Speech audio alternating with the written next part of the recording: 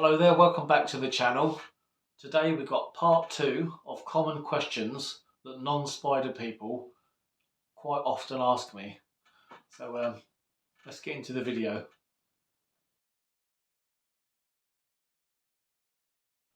Which of my spiders am I most afraid of? Now this is a question which I get asked by people who are afraid of spiders themselves. Now I can honestly say I'm not afraid of any of my tarantulas. Now I would find it very stressful keeping tarantulas if I was afraid of them. Now I have certain spiders which are a little more leery than others. I have my little Chilobrachys huahini here, the Asian fawn tarantula. Now this is only a young spider, but it's it's quite leery to say the least. It's going to be a bit of a handful when it gets bigger, but I'm certainly not afraid of it. I also have a giant Thai centipede. I have a very healthy respect for that particular creature. I certainly wouldn't want to be wearing it as a brooch. But yeah, I'm not afraid of any of my animals that I have. So I'd find it much too stressful if I was afraid. So yeah, I try to treat all my spiders the same. Obviously, you've got more docile, or shall we say more tolerant species, which are much easier to work with than others.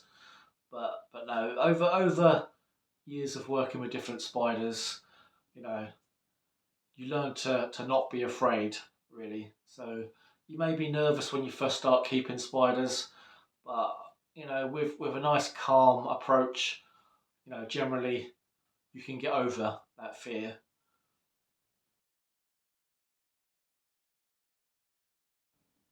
Are they poisonous? Now, tarantulas are classed as venomous animals.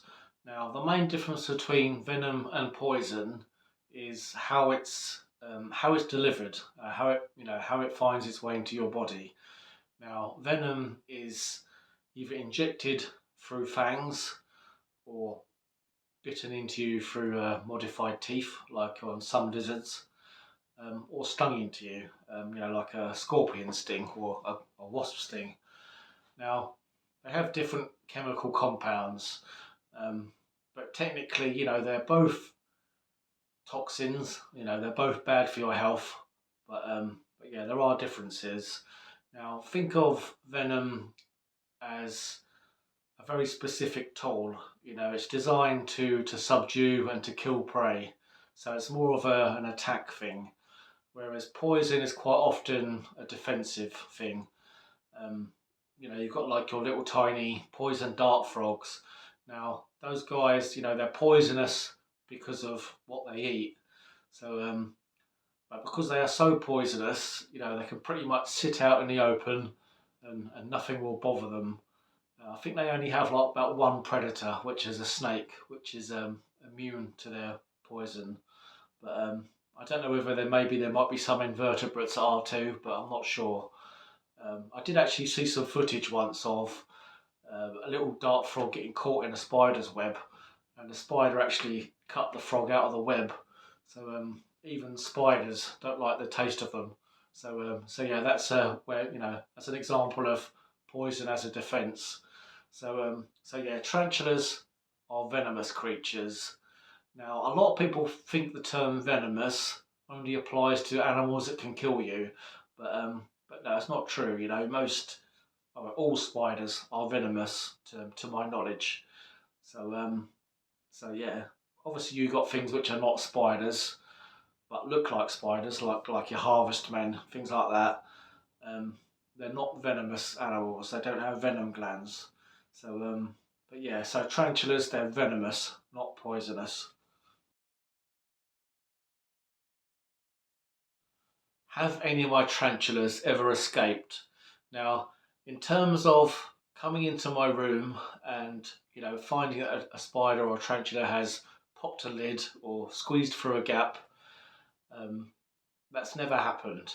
So when I feed my spiders, I always try to be super careful about putting all the lids back on securely and checking them.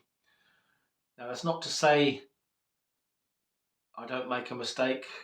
Recently I did accidentally leave this lid off my little Avicularia Minatrix. Now it happens during the day. I forgot to put it on after feeding, and I went out for a couple of hours, and I came back and realised, that the lid was off. And luckily, it's so content in its little web hideaway that it didn't try to escape. Now, if that had happened overnight in the dark, probably wouldn't have been in there. They do like to go for a wander after dark, most of your tarantulas. So, but yeah, that's the only time I've ever made that mistake. I always try to check. Now, in terms of escapees, when we do rehousings, this is something from time to time that does happen. You can have sort of temporary escapes. So luckily I've never lost a spider for any longer than a couple of minutes. So I always keep a clutter-free area when I do rehousings. So if a spider does make a run for it, then I can normally see where it's gone and catch it up again quite quickly. But I've got a little video actually of one of my little old worlds doing a bit of a runner. So I was just transferring my little H. pulchripes, the golden blue leg baboon. Now, as you can see, I picked up the bottle top water dish as it was sitting in the old enclosure. I could have just left it to come off the bottle top on its own, but I decided to just give it a little nudge. Now, it's just not a particularly defensive old world spider, certainly not at the moment anyway. It's only a young spider, as you can see. But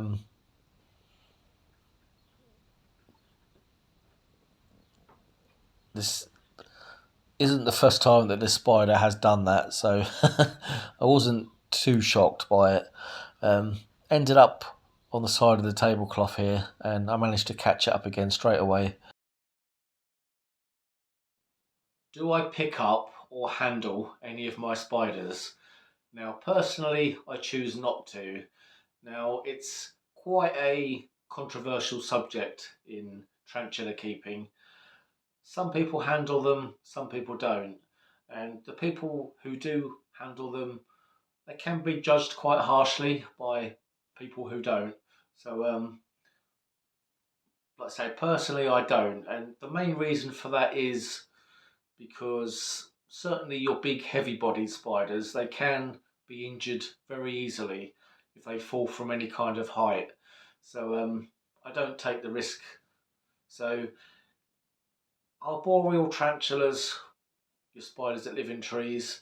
Now these guys, they're very good climbers. They can stick to most surfaces, but even those, I don't generally handle them.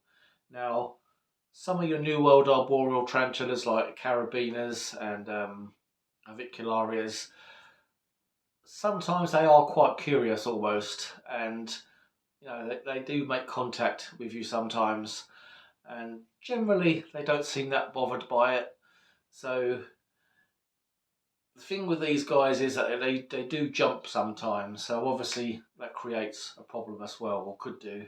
So even arboreal tarantulas, I tend not to hold them on purpose, but like I say, they do make contact with you occasionally.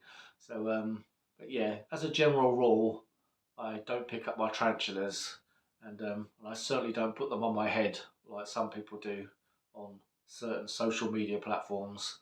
So yeah, that answers that question. So there you go, guys.